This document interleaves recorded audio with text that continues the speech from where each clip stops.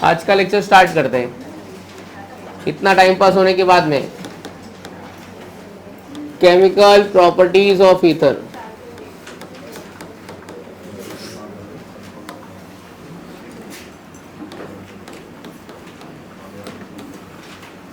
चलो आप देखते हैं केमिकल प्रॉपर्टीज ऑफ ईथर में क्या क्या अपने को करना है। फर्स्ट लिखो hydrolysis of ether. Hydrolysis of ether,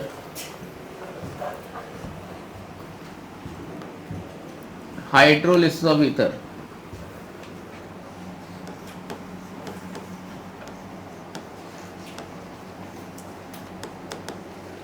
hydrolysis of ether. चलो लिखो जरा, उसमें स्टेटमेंट लिखो। पहले देख लेते, रिएक्शन देख लेते। ईथर ROR डैश हाइड्रोलाइज करना है, मतलब क्या ऐड करना है? हाइड्रोलिसिस मतलब क्या ऐड करना है? वाटर। वाटर ऐड करके बॉन्ड ब्रेक करने का है। तो ये ईथर को मैंने हाइड्रोलाइज किया, क्या बन रहा है जरा बताइए, क्या बन गया बोलो? अल्कोहल बन रहा है कि नहीं? ROH और R-OH। तो ये R-OH और ROH दोनों अल्काइल ग्रुप किस में कन्वर्ट हो जा रहे हैं? अल्कोहल में। तो क्या पता चलता है कि ईथर को अपन हाइड्रोलाइज करेंगे तो क्या बनेगा? अल्कोहल बनेगा।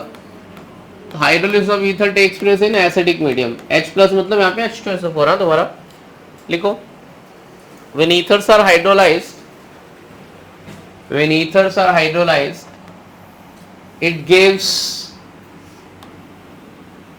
corresponding alcohol. It gives corresponding alcohol.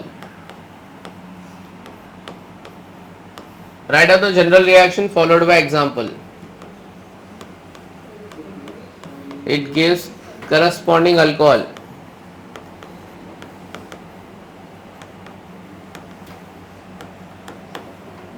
लिखिए एग्जाम्पल के साथ में।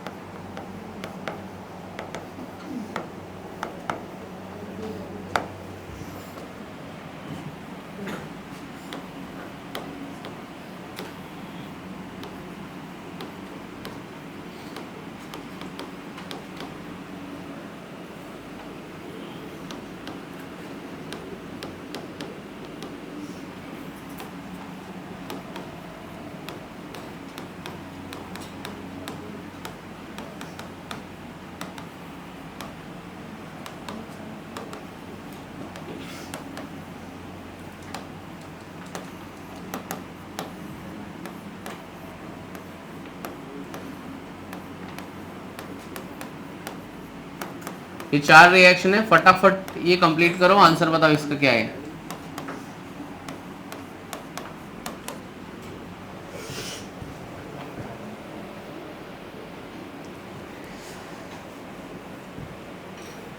कौन सा अल्कोहल बनेगा फर्स्ट वाले में? फर्स्ट वाले में अल्कोहल का नाम बताइए, क्या बन रहा है? मिथेनॉल बनेगा, इथेनॉल बनेगा? इथेनॉल। सेकेंड वाले में क्या बनेगा? थर्ड वाले में क्या बनेगा? हाँ, आंसर लिखने को नहीं आ रहा है, अभी अभी बताया है। ये देख, ये इधर से लिया तो ये क्या बन गया? CH3OH। दूसरे वाले में ये CH3OH हो गया, दूसरा वाला क्या? CH3OH। तो 2 मिथेनॉल बन गया। वैसे सेकेंड वाले का लिख क्या होगा?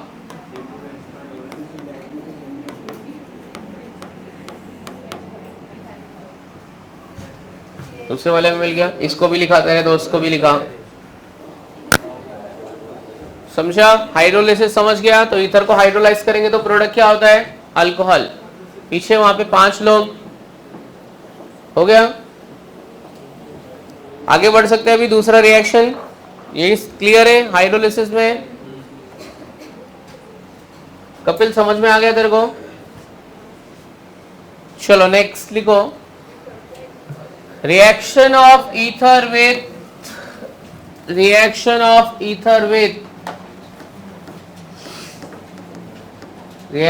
ether with क्या लिखा है पढ़ो, कोल्ड HI। चलो reaction with cold HI, cold मतलब क्या होता है बच्चों, डाइल्यूट होता है कि कॉन्सेंट्रेटेड होता है? कोल्ड HI मतलब डाइल्यूट HI, ठीक है।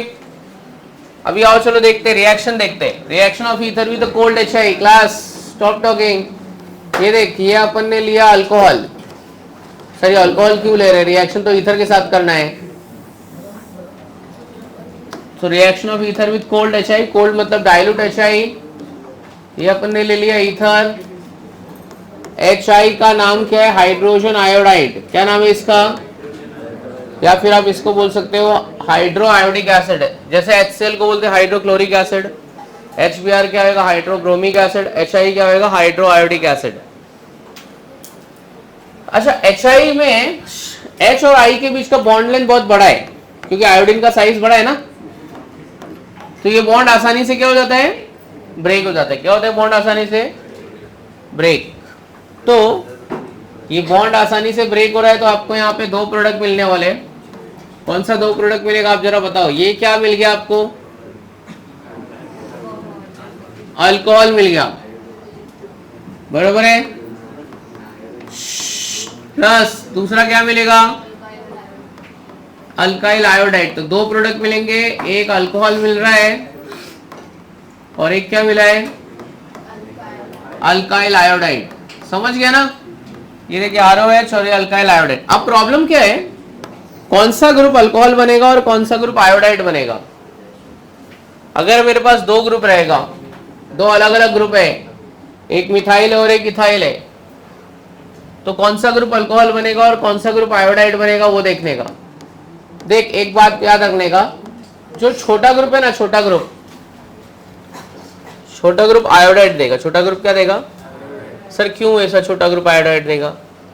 बड़ा वाला जो ग्रुप है ना, बड़ा वाला ग्रुप, वो ऑक्सीजन को अपनी तरफ अट्रैक्ट करेगा। क्या करेगा, ऑक्सीजन को अपनी तरफ।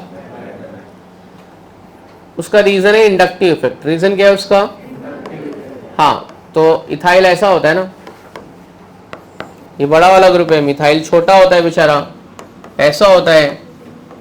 तो इंडक्टिव इफेक्ट किसका ज्यादा है, प्लस आई इफेक्ट इथाइल का ज्यादा है। किसका ज्यादा है, तो ये ऑक्सीजन को अपनी तरफ खींच के रखेगा, तो बॉन्ड यहां से ब्रेक होगा।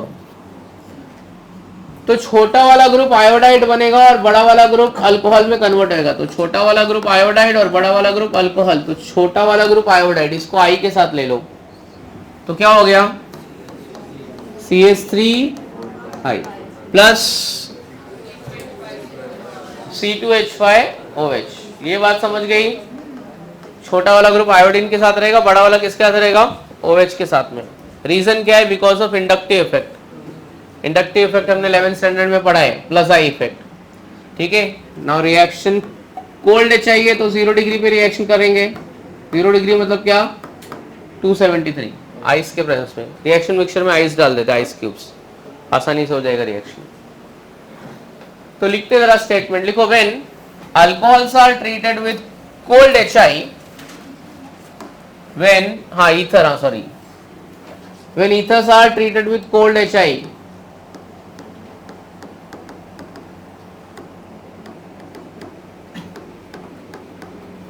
when ethers are treated with cold HI, it gives corresponding alcohol and iodide. It gives corresponding alcohol and iodide.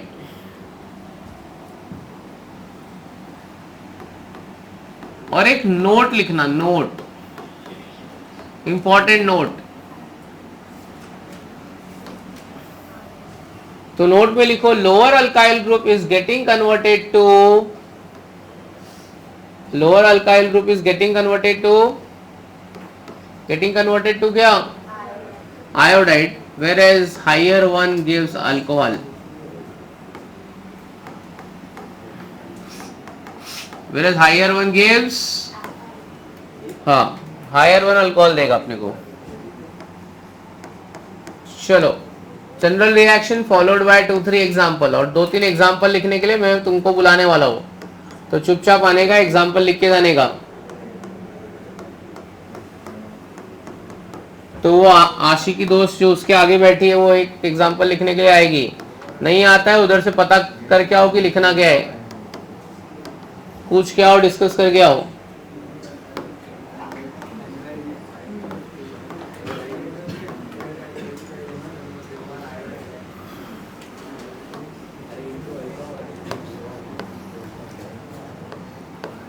तो छोटा वाला ग्रुप आयोडाइड देगा, बड़ा वाला ग्रुप अल्कोहल के साथ रखने का।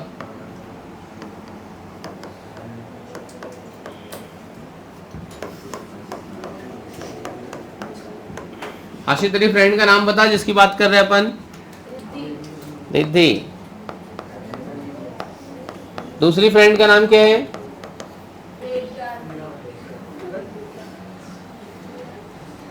ठीक है, सबको बुलाएंगे एक एक करके। उसका भी नाम बता क्या है? हाँ, तो एक एक करके सब आ जाना बिना बोले।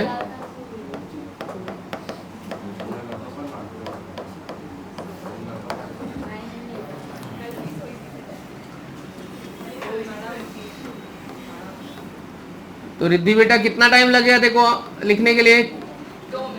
आ रही है? हाँ, प्रोडक्ट पता करके आना।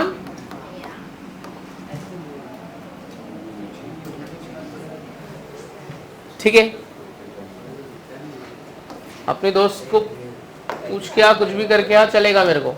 आप भी कुछ थोड़ा समझ के लिखो। सर हम भी 12th में, अपने को भी एग्जाम देने का है, बोर्ड का, सीईटी का। हाँ ना, ये इधर से ब्रेक होएगा ना,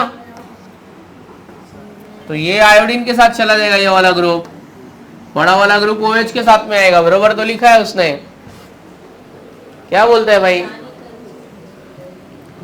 ओ, अब कौन आ रहा है? कृष्णा आ रहा है कि दूसरी वाली आ रही है? कौन आ रहा है? कृष्णा आएगी? नहीं, वो आना ही पड़ेगा, वो चुपना से कुछ नहीं होएगा, इधर आना पड़ेगा, लिखना पड़ेगा।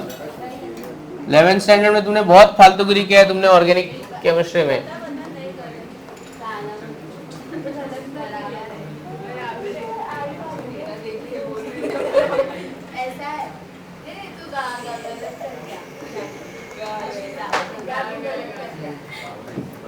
आगे बच्ची, इसका नाम बताना। इसका किसका?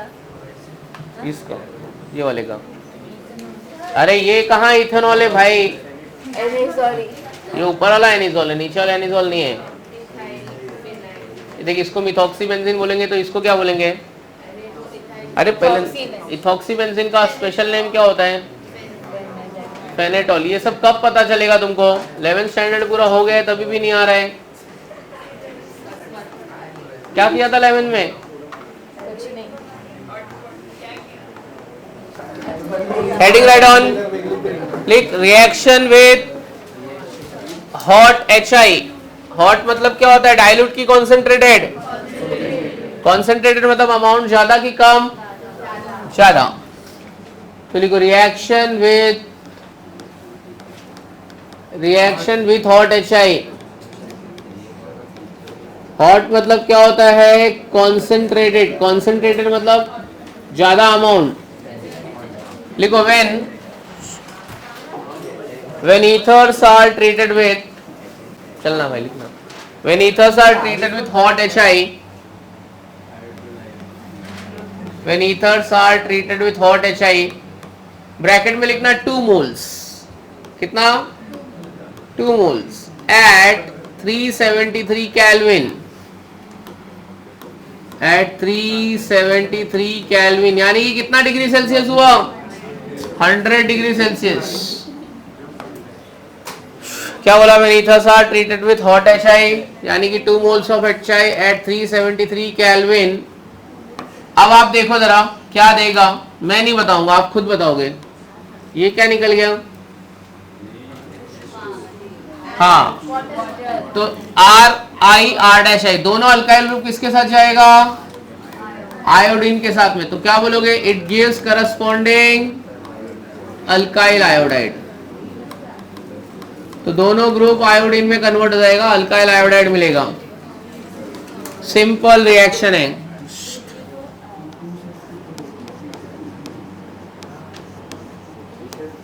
चलो स्टार्ट करते हैं। सेम रहेगा तो सेम, अलग रहेगा तो अलग अलग।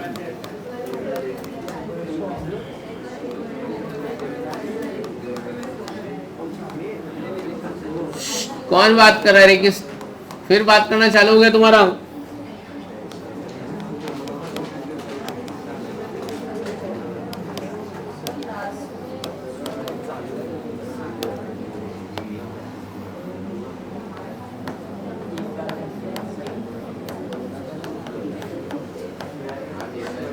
दोनों में आयोडीन लगेगा।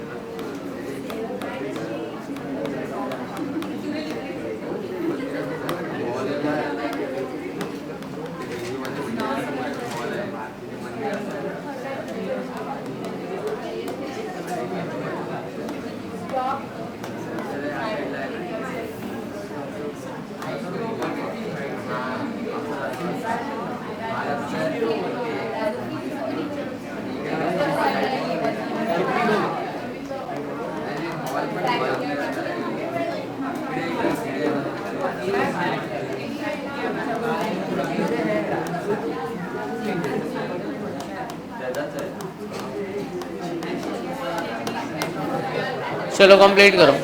चलो नेक्स्ट।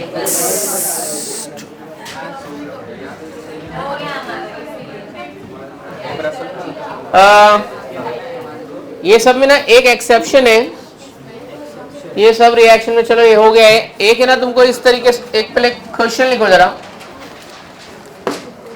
लिखो इंपॉर्टेंट नोट में लिखना है, एक्सेप्शन है इसके लिए लिखा देता हूँ, एमसीक्यूज में जरूर पूछेगा, तो स्टार मार्क करना इस रिएक्शन को।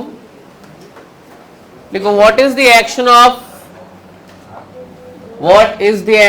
HI at 273 Kelvin? What is the action of HI at 273 Kelvin?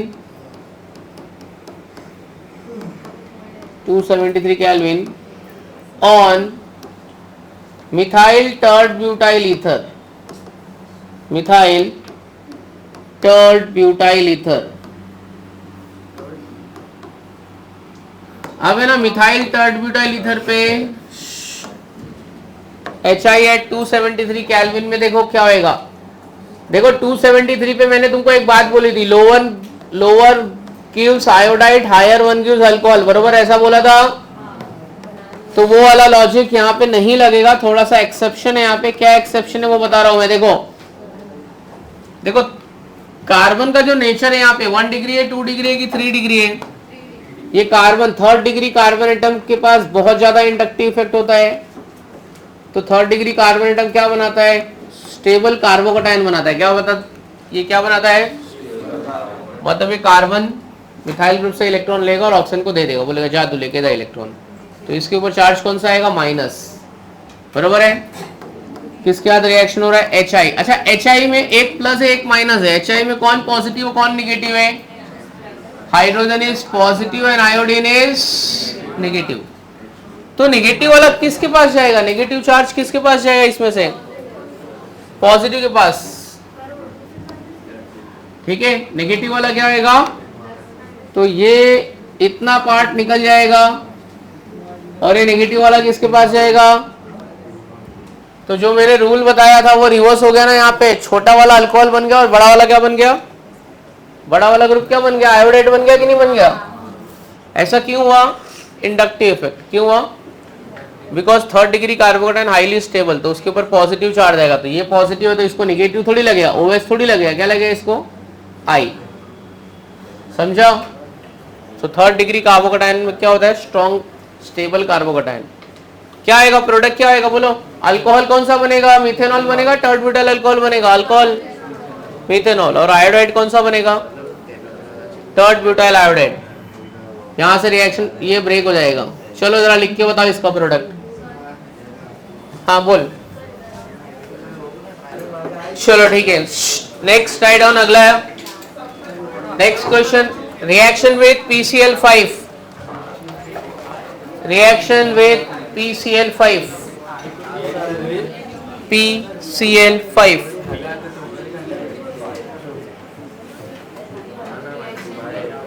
Reaction with PCl5। PCl5 का नाम क्या होता है बच्चों?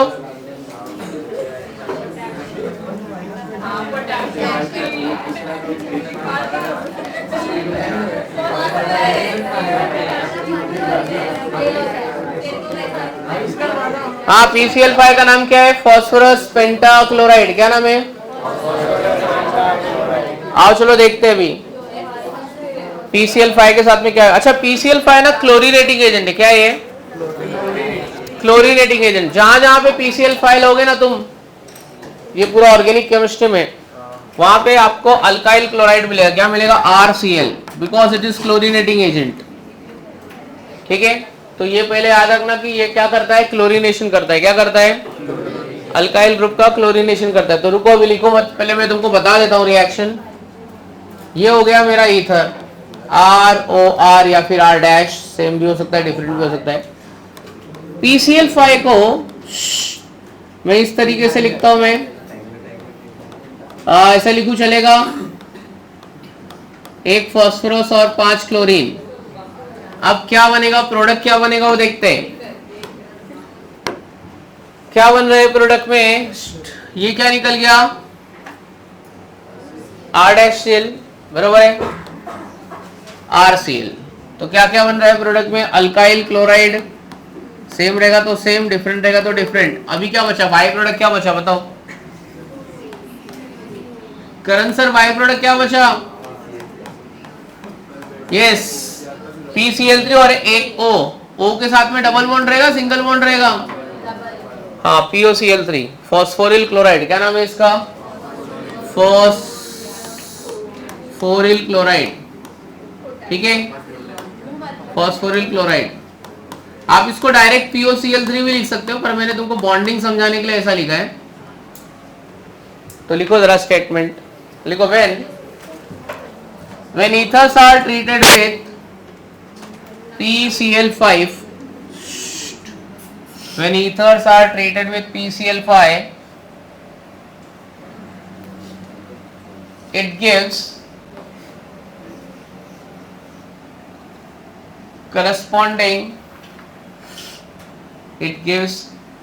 corresponding alkyl chloride.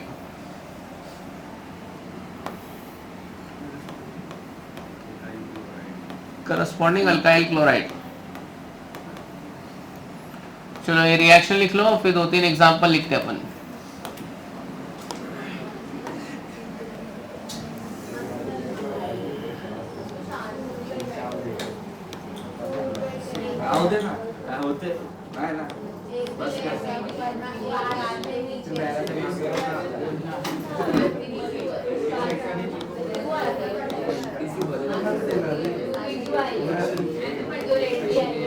अरे क्या चल रहा है रे तुम लोग का?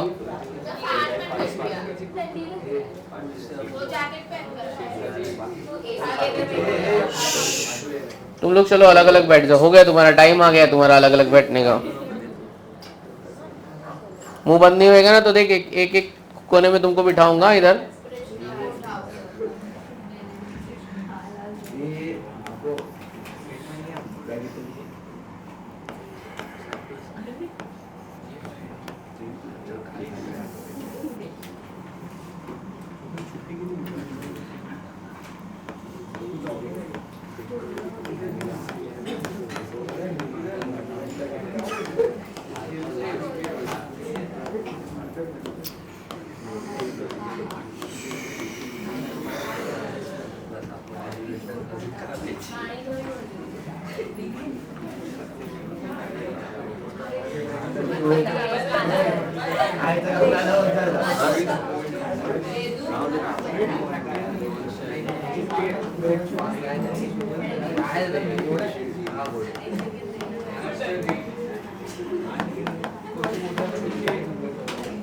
तो फर्स्ट वाले में बोलो बच्चों क्या क्या आएगा?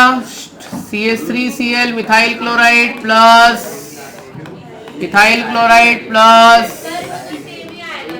POCl3।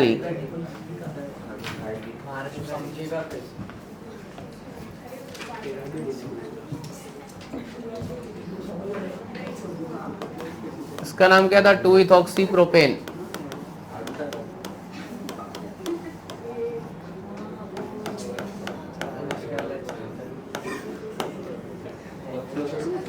अरे भाई चलना लिखना, सिर्फ कॉपी करके छापना नहीं है, समझना भी है।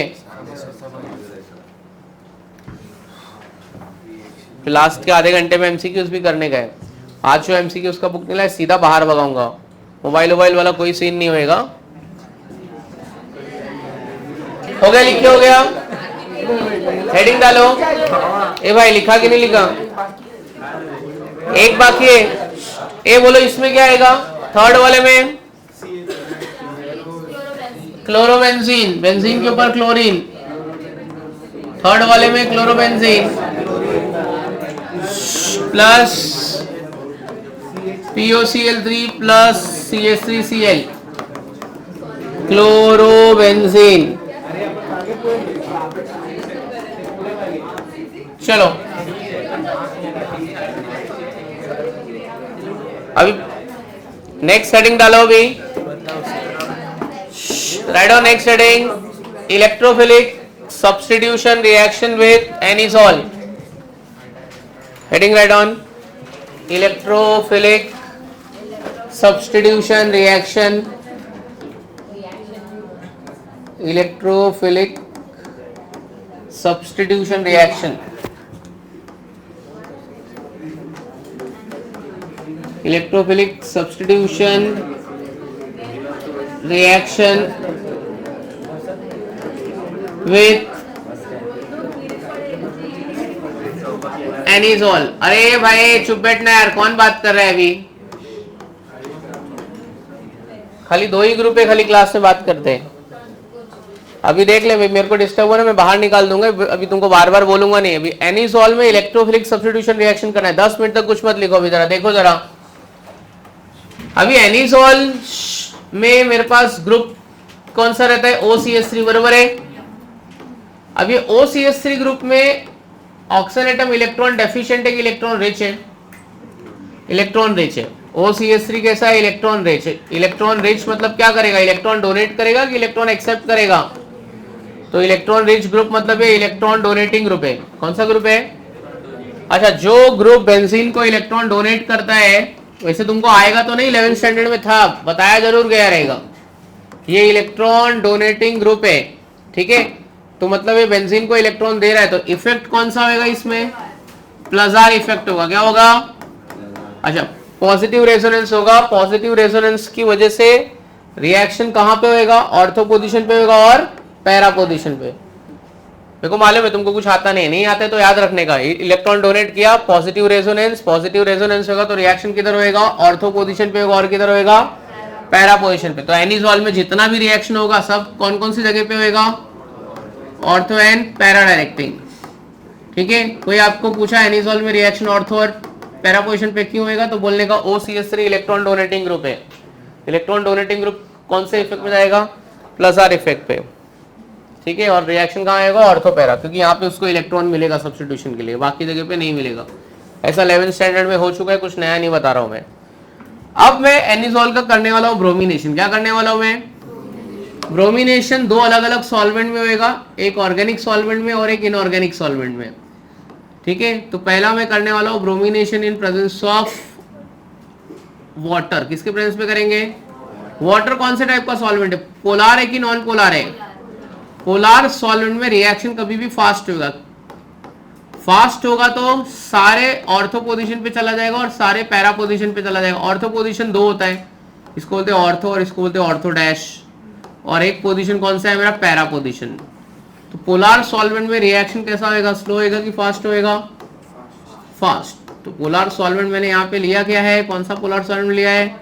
वाटर। आप मुझे बाय प्रोडक्ट बता सकते हो क्या, ऐसा बाय प्रोडक्ट क्या निकल जाएगा, ऐसा बाय प्रोडक्ट क्या निकल जाएगा, कितना HBr निकलेगा, 3, तो 3 HBr निकलेगा। तो जहां जहां से H निकलेगा वहां पे लगेगा कौन, जहां से H निकल रहा है वहां पे क्या लगने वाला है, ब्रोमीन।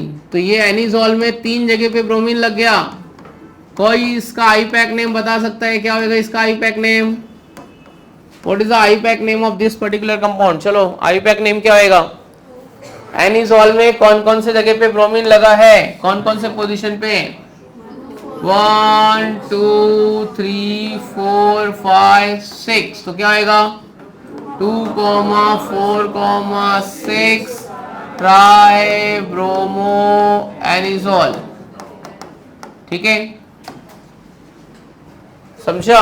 अगर यही रिएक्शन में नॉन पोलर सॉल्वेंट में करो, किसके प्रेजेंस में, नॉन पोलर सॉल्वेंट में, तो रिएक्शन थोड़ा फास्ट होगा कि स्लो होगा, रिएक्शन स्लो होगा। प्रोडक्ट एकदम से नहीं बनेगा, एक एक करके धीरे धीरे बनेगा प्रोडक्ट। ठीक है, तो अगर यही रिएक्शन मुझे नॉन पोलर सॉल्वेंट में करना है तो देखते किस तरीके से रिएक्शन होगा। तो पहले प्रोडक्ट ऑर्थो पे बनता है कि पैरा पे, कभी भी याद रखना first product is always formed at ortho position. 2 product बनेगा, इसके लिए मैंने 2 लिखा है। कहां से H रिप्लेस होगा, एक बार ऑर्थो से रिप्लेस होगा और एक किधर होगा, पैरा से। 2 जगह पे ब्रोमिनेशन होगा तो ब्रोमीन 2 बार ले रहा हूं मैं। सॉल्वेंट कौन सा है मेरा, नॉन पोलर सॉल्वेंट है। तो नॉन पोलर सॉल्वेंट मतलब जो ज्यादा डिसोसिएट नहीं होगा, ज्यादा आयोनाइज नहीं होगा। तो यहाँ पे मैंने क्या लिया, एसिटिक एसिड लिया है। कोई भी दूसरा भी ले सकते हो, कार्बन टेट्राक्लोराइड, कार्बन डाइसल्फाइड भी ले सकता हूं मैं। एक एक करके 2 प्रोडक्ट बनेगा। ये क्या निकल गया, HBr। तो ब्रोमीन कहां लग जाएगा पहले, कहां लग जाएगा पहले, ऑर्थो पे लग जाएगा। तो इसका नाम वो क्या होगा, 2 ब्रोमो एनिजोल। क्या होगा, 2 ब्रोमो एनिजोल। आप इसको ऑर्थो ब्रोमो एनिजोल भी बोल सकते हो। ठीक है, फिर अगला वाला ये देखिए यहां से निकल गया तो दूसरा प्रोडक्ट आ जाएगा, उसको क्या बोलेंगे हम लोग। अगर ये 2 ब्रोमो एनिजोल है तो ये वाला क्या है, 4 ब्रोमो एनिजोल। क्या निकल गया, 2 HBr। अब एक सवाल आपको एमसीक्यूज में पूछेगा, कौन सा प्रोडक्ट ज्यादा बनेगा, कौन सा प्रोडक्ट कम बनेगा। एक कम बनेगा, एक ज्यादा बनेगा। एक मेजर प्रोडक्ट है और एक माइनर है। क्या लगता है आपको, कौन सा मेजर प्रोडक्ट रहेगा, कौन सा माइनर रहेगा। देखिए इस केस में ना 2 ग्रुप है ना, 2 हैवी ग्रुप आजू बाजू पोजीशन पे है ना, 1 2 पोजीशन पे। तो दोनों इंटरेक्ट होगा और ये बॉन्ड क्या होगा, टूट जाएगा। तो ये ज्यादा नहीं बनता है, कम बनता है। कितना परसेंट बनता है, और ये कितना परसेंट बनता है। हाँ, 2 ग्रुप में जो इंटरेक्शन होता है उसको एक केमिस्ट्री की लैंग्वेज में क्या बोलते हैं, स्टेरिक हिंड्रेंस। क्या बोलते हैं, तो ये स्टेरिक हिंड्रेंस होने की वजह से क्या होगा, ग्रुप अट्रैक्ट होगा, रिपल रहेगा, बॉन्ड टूट जाएगा, स्टेबिलिटी कम है। तो ये कितना बनेगा, 20%। ये कितना बनेगा, 80%, because here the 2 heavier groups are diagonally opposite. तो ये ज्यादा बनता है और ये क्या बनता है, कम। स्टेरिक हिंड्रेंस है, इसमें स्टेरिक हिंड्रेंस ऑलमोस्ट ना के बराबर है, because groups are diagonally opposite to each other. तो मैंने क्या क्या बताया जरा मेरे को बताओ। पहले तो ब्रोमीन एनिजोल में कौन सा रिएक्शन होगा, इलेक्ट्रोफिलिक सब्स्टिट्यूशन होगा कि न्यूक्लियोफिलिक होगा। इलेक्ट्रॉन डोनेटिंग ग्रुप है कि इलेक्ट्रॉन विड्रॉइंग ग्रुप है। प्लस आर इफेक्ट में जाएगा कि माइनस आर इफेक्ट में जाएगा। प्लस आर इफेक्ट में जाता है तो रिएक्शन मेटा पे होता है कि ऑर्थो पैरा पे होएगा। फिर अपन ने ब्रोमिनेशन 2 टाइप से किया है, एक पोलर सॉल्वेंट और एक कौन से केस में रिएक्शन फास्ट होता है, और नॉन पोलर में रिएक्शन क्या होगा, स्लो। पोलर और नॉन पोलर में किस में 2 प्रोडक्ट बनेगा, किस में 1 प्रोडक्ट बनेगा। नॉन पोलर में क्या बनता है, 2 प्रोडक्ट, और पोलर में कितना बनेगा, कौन सा 2 प्रोडक्ट बनेगा, ऑर्थो एंड। कोई पूछा विच प्रोडक्ट इज प्रीडोमिनेंट, कौन सा प्रोडक्ट पहले बनता है, ऑर्थो पहले बनता है कि पैरा पहले बनता है। ऑर्थो प्रोडक्ट पहले बनता है। कौन ज्यादा स्टेबल होता है, किसमें स्टेरिक हिंड्रेंस ज्यादा होता है, ऑर्थो पे स्टेरिक हिंड्रेंस क्या होगा, ज्यादा होगा। वाटर कौन से टाइप का सॉल्वेंट है, पोलर। कितने जगह पे ब्रोमीन लगेगा वाटर के प्रेजेंस में, आइनिसोल का ब्रोमिनेशन का तो 3। कौन कौन सा 3, ऑर्थो एंड हार्ट। तो प्रोडक्ट का नाम क्या बुलाया था मैंने, ब्रोमीन के केस में वाटर क्या था, 2,4,6 ट्राई ब्रोमो एनिसोल। इतना सब बात मेरे को मालूम होना चाहिए, रिएक्शन की पीछे की हिस्ट्री भी मालूम होना चाहिए, समझा। ये रिएक्शन ऑर्थो और पैरा पे क्यों होता है, because electron density is maximum electron density is maximum, या फिर ऐसे भी लिख सकते हो बिकॉज ऑफ इट्स रेजोनेंस। ठीक है, ऐसा आप जब उसका रेजोनेटिंग स्ट्रक्चर निकालोगे ना, याद करो 11 में आपको पढ़ाया गया रहेगा, ऐसा करके यहाँ पे इलेक्ट्रॉन दिखाया रहेगा, ऑर्थो पे दिखेगा इलेक्ट्रॉन, और इलेक्ट्रॉन कहाँ दिखेगा, पैरा पोजीशन पे इलेक्ट्रॉन दिखेगा। कुछ याद आ रहा है ऐसा? केमिकल बॉन्डिंग चैप्टर में भी था और जीओसी में भी था, याद ही नहीं आ रहा रहेगा। ऐसे करके दो रेजोनेटिंग स्ट्रक्चर बनते हैं, तो इलेक्ट्रॉन डेंसिटी कहाँ पे ज्यादा है, एक ऑर्थो पे ज्यादा है और एक क्या है, पैरा। यही दो जगह पे इलेक्ट्रॉन होने की वजह से ब्रोमीन ऑर्थो और पैरा पे आएगा, ब्रोमीन के कोई भी ग्रुप ऑर्थो और पैरा पे आएगा। तो थोड़ा सा लिख लेते जरा, हेडिंग क्या डाला है, इलेक्ट्रोफिलिक सब्स्टिट्यूशन रिएक्शन। तो उसमें लिखो, पहले लिखो इन एनिजोल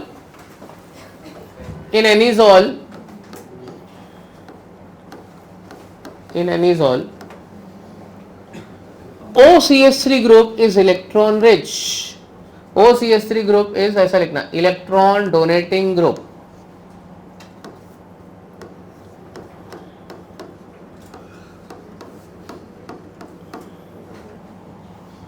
इलेक्ट्रो क्या लिखा एनिजोल में, OCH3 group is a electron donating group, therefore it undergoes which effect, hence ESR takes place at, ESR का फुल फॉर्म, हाँ, ESR takes place at which position, ESR takes place at ortho and para position. It undergoes, ESR मतलब electrophilic substitution reaction.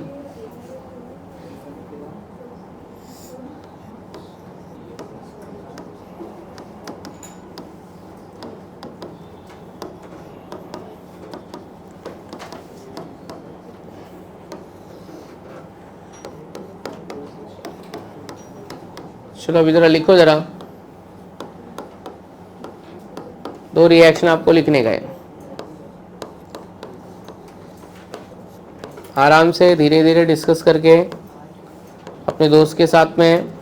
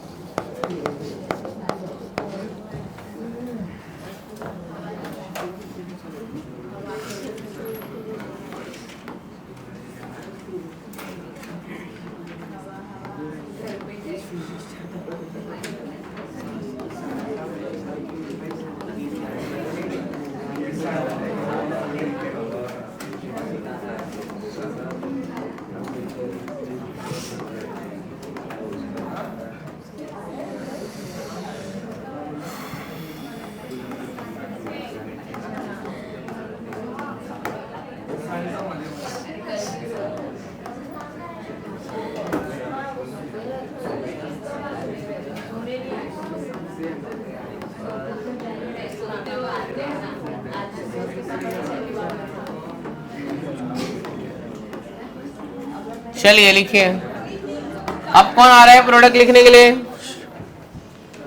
पहले लिख लो अपने book पे, उसके बाद देखते हैं। स्टेरिक हिंड्रेंस, बॉन्ड ब्रेक होने वाले तो क्या बोलते हैं प्रोसेस को, स्टेरिक हिंड्रेंस। अरे अभिषेक आया है क्या आज? चल बेटा आ जाओ जल्दी फटाफटा। अरे मैं देखा ही नहीं अभिषेक को। आइए सर आइए, ये ले दोनों अभिषेक भाई आए अभी लिखने के लिए, बहुत दिन के बाद आया है तू। लिखो, नहीं अभी रुको ना, नहीं अभी 2-4 बार रिएक्शन लिख के हो गए। Right on, nitration of anisole, nitration of anisole, nitration of anisole.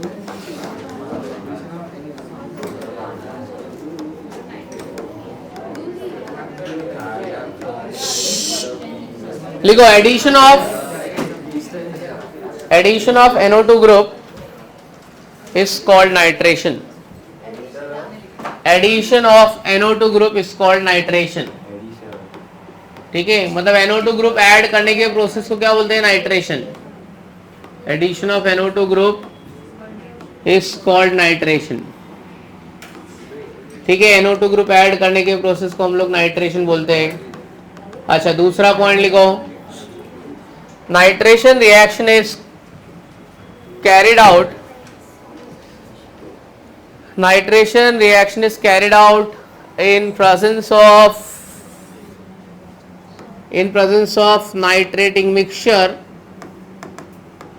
Nitration reaction is carried out in presence of nitrating mixture, that is concentrated HNO3 plus concentrated H2SO4. Nitrating mixture is carried out in presence of nitrating mixture such as concentrated HNO3 plus concentrated H2SO4. In this reaction, H2SO4 is used as a catalyst and और H2SO4 का एक बहुत अच्छा rule है, 11th standard में भी बताया था. क्या लिखा है, पढ़ो. डिहाइड्रेटिंग एजेंट मतलब क्या रिमूव करेगा? ये किसको रिमूव करेगा? वाटर मॉलिक्यूल को रिमूव करेगा. और जब तक वाटर मॉलिक्यूल निकलेगा नहीं तब तक NO2 ग्रुप लगेगा नहीं. और मेरे को मालूम है कि NO2 ग्रुप कौन से दो जगह पे लगेगा. बताओ कौन से दो जगह पे NO2 ग्रुप लगने वाला है? ऑर्थो और पैरा. तो प्रोडक्ट क्या बनेगा? O nitroanisole and P nitroanisole. दो जगह पे NO2 ग्रुप लगेगा. चलो आइए देखते हैं. पहले देख लो, समझ लो. स्टेटमेंट मैं डिक्टेट नहीं करूंगा, आपको खुद से लिखने का है. अभी देख क्या लिखने का है, मैं बोल रहा हूं. तुम एनिजोल अंडरगोस नाइट्रेशन. बच्चे लोग, नाइट्रेशन मतलब डालने का नाइट्रिक एसिड. दो जगह पे रिएक्शन, दो प्रोडक्ट आएगा तो पहले से ही दो एनिजोल ले रहा हूं मैं. अच्छा बच्चों, नाइट्रिक एसिड को HNO3 को ऐसे लिखूं तो चलेगा? HONO2. निधि मैडम चलेगा ऐसा? HONO2 मतलब HNO3 होता है ना. जानबूझ के ऐसे लिखा हूं मैंने. क्यों? ताकि आपको बाय प्रोडक्ट दिख जाए. मैंने आपको क्या बोला था? What is the role of H2SO4? H2SO4 का रोल क्या है यहाँ पे? कैटलिस्ट और डिहाइड्रेटिंग एजेंट. डिहाइड्रेटिंग एजेंट मतलब यहां से क्या निकल गया? वाटर. तो क्या प्रोडक्ट आ जाएगा यहाँ पे? O नाइट्रोएनिजोल. और दूसरा क्या आएगा? P नाइट्रोएनिजोल. बाय प्रोडक्ट क्या आएगा बच्चों? एक की दो. हाँ, आपको स्टेटमेंट क्या लिखने का सुन लो. Anisole undergoes nitration in presence of H2SO4 gives O nitroanisole and P nitroanisole. एक बार वापस बोलो, क्या बोला मैंने? Anisole undergoes nitration in presence of H2SO4, it gives O nitroanisole and P nitroanisole. चलो रिएक्शन कंप्लीट करो, स्टेटमेंट लिखो. नहीं आ रहा है अपने आजू बाजू वाले के साथ में डिस्कस करो. हाँ, ऑर्थो और पैरा कॉमन नेम. देखो कॉमन नेम नहीं लिखना है तो 2 नाइट्रोएनिजोल 4 नाइट्रोएनिजोल, दैट इज आईपैक नेम. यार आगे ही बैठ के तू मस्ती कर रहा है. प्रोडक्ट भी लिखा नहीं है.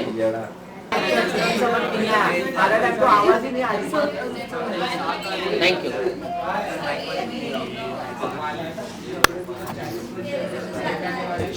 समझ गया? दोनों हो गया.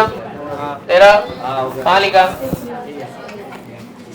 O नाइट NO2 आएगा तो क्या लिखा है? वो देख वहां पे.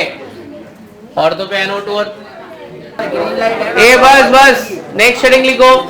Sulphonation of anisole. Sulfonation of anisole. Sulfonation of anisole.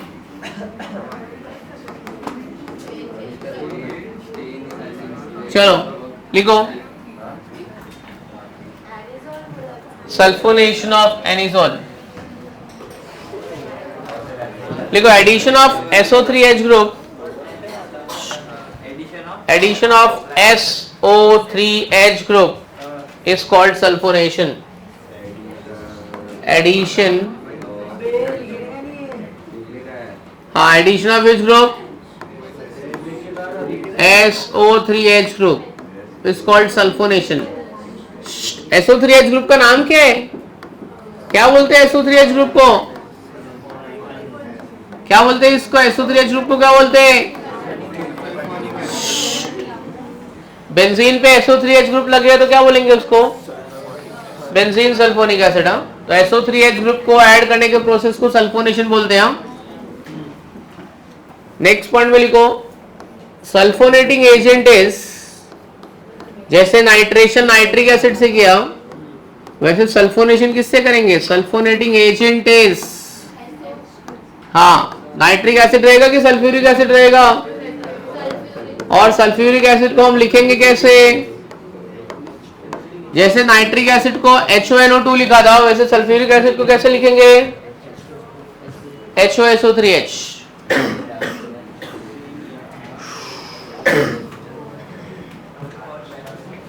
चलो बच्चों, मैं आपको ना स्टेटमेंट दे देता हूं, आप स्टेटमेंट लिखो, रिएक्शन मैं नहीं बताऊंगा क्योंकि रिएक्शन सिमिलर है।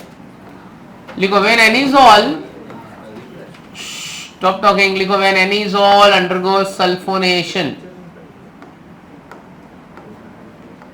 when anisole undergoes sulfonation in presence of concentrated sulfuric acid, when anisole undergoes sulfonation in presence of concentrated sulfuric acid,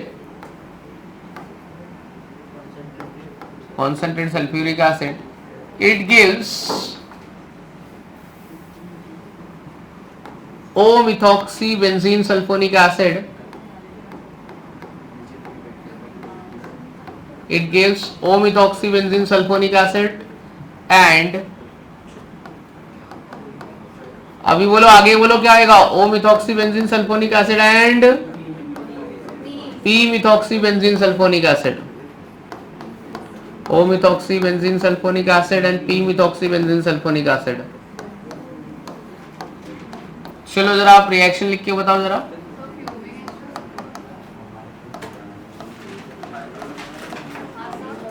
हाँ हाँ, चलता हुआ। चलो ये जरा रिएक्शन लिख के बताओ जरा, ट्राई करो रिएक्शन लिखने का। एक बनेगा 20%, एक बनेगा 80%। ये हमारा बनेगा 20% और ये बनेगा 80%। तो आइए जरा रिएक्शन लिखने के लिए कौन आ रहा है हमारे पास में? आर्या तेरी दोस्त आ रही थी ना, मीठी भाई वाली, अनिष्का आइए। देखिए फटाफट लिख के भी गई बच्ची, थैंक यू। लिख दिया इसने, समझ गया क्या हुआ? रिएक्शन समझा? बार बार करेगा तो समझ जाएगा। अंदर रिंग डालिए, इसे बेंजीन रिंग, ये देख alternate single bond double bond जैसे इसने डाला है, यहाँ पे ऐसे है। दोस्त लिख दिया, समझ में आया कुछ? धीरे धीरे लिंक हो रहा है, दिमाग में जा रहा है। अगला रिएक्शन है अपना, बच्चे लोग लिखो अगला रिएक्शन।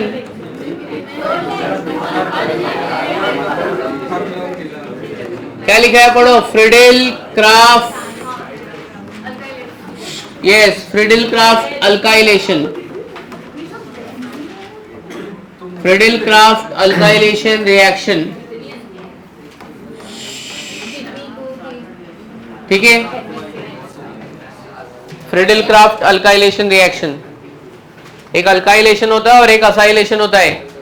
ऐसा नहीं है ये नाम तुमने सुना नहीं है, ये सब 11th स्टैंडर्ड में आया है, मैंने लिखाया है दो बार तुमको, एक बार होमवर्क में दिया है, एमसीक्यूज में भी किया है। Friedel-Crafts alkylation reaction,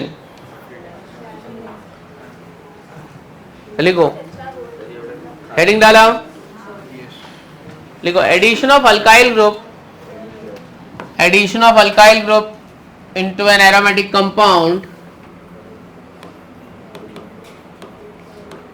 addition of alkyl group into an aromatic compound is called Friedel Crafts alkylation reaction is called Friedel-Crafts alkylation reaction. अब ना मैं आपको कुछ भी नहीं बोलूंगा, मैं खाली रिएक्टेंट लिख के छोड़ दूंगा, आपको खुद से समझना है और खुद से प्रोडक्ट लिखने का है। मैं कुछ बोलने वाला ही नहीं हूं, मैं सिर्फ रिएक्टेंट साइड दूंगा और हिंट दे दूंगा, बाकी आपको खुद करने का है। इतने तो खुद ही समझदार हो तुम लोग।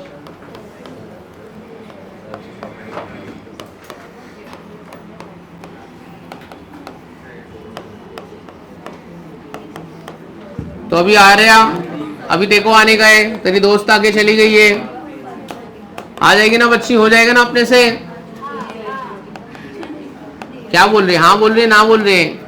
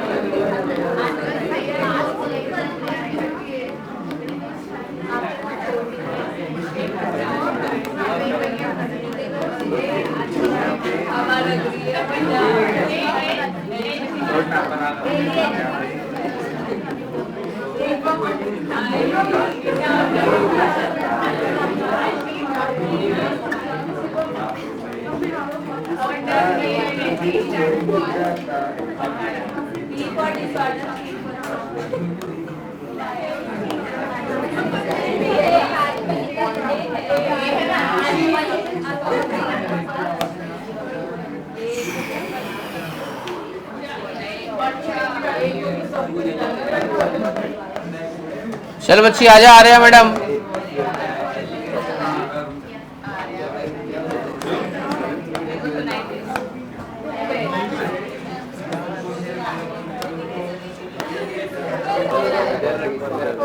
ठीक है, अच्छा चले आविष्कार आप नहीं जम रहे हो, क्या लिखा वो समझेगा कि नहीं? चलो अपनी बुक में लिख, अब पता था ना इजी नहीं है कुछ। चलो हो गया लिख के, मिथाइलेशन इथाइलेशन हो गया। चलो लास्ट रिएक्शन, यूजेस लिखा है ना मैंने आपको ईथर का, यूजेस ऑफ ईथर लिखा है, चेक कर, लिखाया रहेगा शायद से, यूजेस लिखा है ना सर? नेक्स्ट इसमें इसको बुलाओ पक्का। लिखो फ्रिडिल-क्राफ्ट असाइलेशन। आई होप ये दोनों हो गए आप लोग का लिख के, कोई प्रॉब्लम नहीं है। नेक्स्ट लिखो फ्रिडिल-क्राफ्ट असाइलेशन।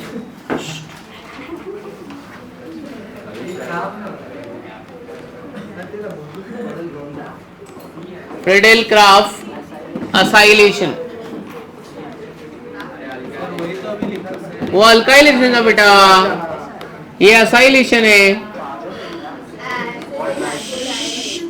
लिखो राइट ऑन एडिशन ऑफ, लिखो addition of acyl group into an aromatic compound, addition of acyl group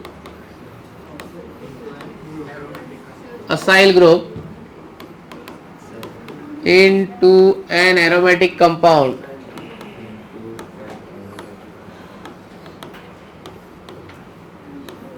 addition of acyl group into an aromatic compound is called Friedel-Crafts acylation। लिखा addition of acyl group into an aromatic compound is called Friedel Crafts acylation. Acyl group क्या होता है? ये COCH3 group, COCH3 group is called acylation. ये group को हम लोग को क्या बोलते हैं? इसको क्या बोलते हैं हम लोग? असाइल, एसाइल भी बोल सकते हैं इसको, एसिटाइल भी बोल सकते हैं। असाइलेटिंग एजेंट, वैसे तो अपने पास दो है पर फिलहाल मैं एक ही बता रहा हूँ। असाइलेटिंग एजेंट, एजेंट सार, चलो दोनों बता देता हूँ। दो एजेंट है अपने पास जिसके थ्रू असाइलेशन होगा। देख जैसे नाइट्रेशन नाइट्रिक एसिड से होता है, सल्फोनेशन सल्फ्यूरिक एसिड से होएगा, वैसे असाइलेशन किससे होएगा? असाइलेशन दो रिएजेंट से होएगा। पहला है क्या लिखा है? पहला acetyl chloride CH3C double bond O Cl, ये एसिटाइल क्लोराइड है। दूसरा है एसिटिक एनहाइड्राइड, एसिटिक एनहाइड्राइड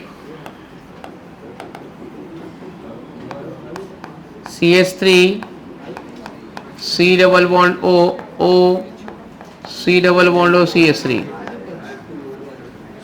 इसको शॉर्ट फॉर्म में ऐसे भी लिख सकता हूं मैं, CH3C double bond O twice O। ये पहले इतना लिख लो, CH3C double bond O C double bond O CH3, ये 2 टाइम्स है ना, O है O। चलो स्टेटमेंट लिखो, देखो when anisole undergoes acylation, right on, when anisole undergoes acylation, when anisole undergoes acylation in presence of acetyl chloride, when anisole undergoes acylation in presence of acetyl chloride, it gives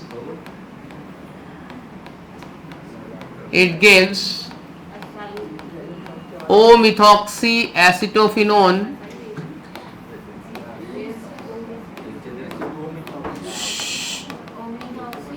it gives, अरे भाई लिखना क्या बात कर रहे रे, एक तो कुछ आता नहीं ऊपर से बैठ के बात भी कर रहा है। लिख statement, anisole undergoes acylation with acetyl chloride, it gives O-methoxy acetophenone and अभी क्या आएगा बोलो? हाँ, O-methoxy acetophenone and P-methoxy acetophenone,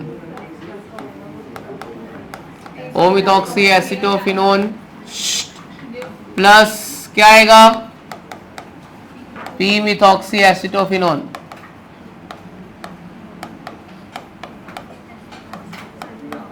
ये देखो ये बाई प्रोडक्ट आपका निकल जाएगा, क्या निकल रहा है? HCl। कौन सा ग्रुप अटैच हो जाएगा? COCH3 group. तो एक O-methoxy acetophenone और एक P-methoxy acetophenone हो जाएगा प्रोडक्ट। कौन आएगा भी लिखने के लिए? चल श्रेया आ जाओ,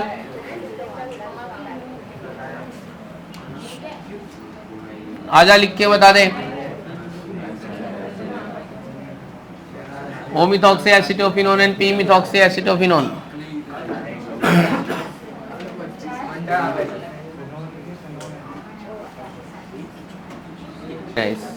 ठीक है, थैंक यू वेरी मच, लिख दी तूने।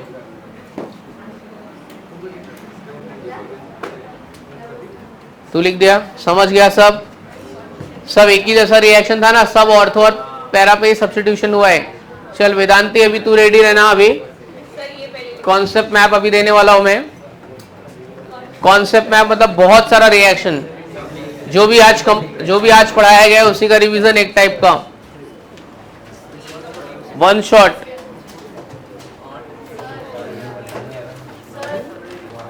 हाँ, एसिटोफिनोन, PHENONE, एसिटोफिनोन। हाँ एसिटोफिनोन, फिनोन है, फिनोन NONE है, एसिटोफिनोन।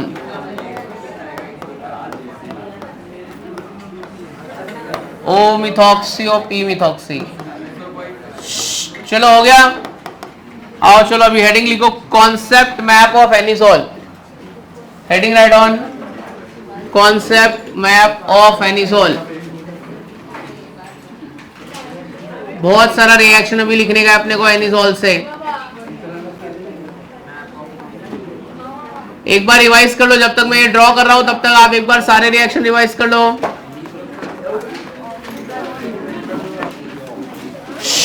चलो जल्दी फटफट रिवाइज कर लो।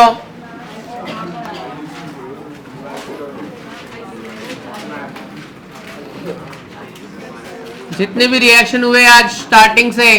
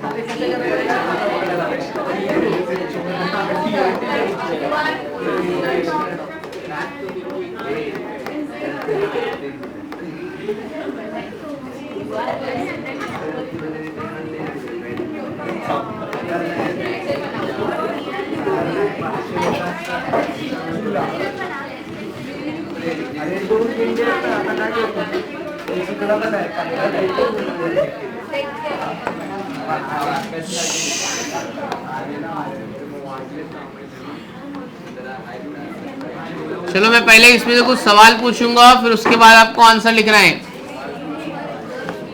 क्या पूछने वाला हूं? रुको जरा एक मिनट।